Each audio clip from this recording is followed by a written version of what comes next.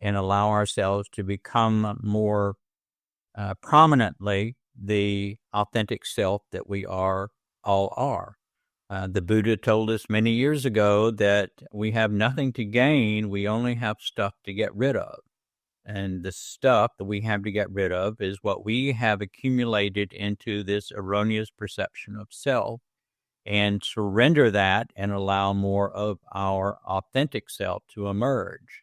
The measure of how we're doing is how happy we are. And happiness is not something that we can get. It's not something that we can give. It's something that we either are or are not. And happiness, if you imagine, is water flowing in from the seashore. It automatically fills any voids, any vacant spaces on the shore. Our perception of self, all these beliefs that we've incorporated into this ego mind, fill those gaps until we surrender those false perceptions, those beliefs that are false perceptions of the self.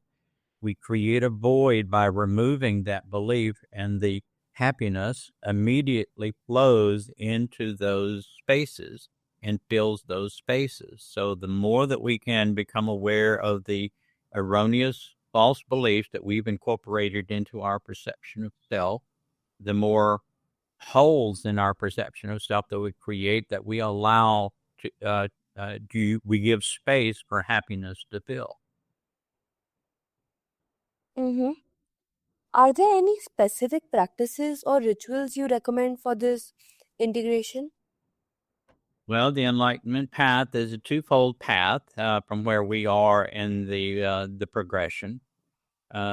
There are numerous experiences in almost everyone's life that we have not learned the lessons that were brought to us by virtue of our experiences.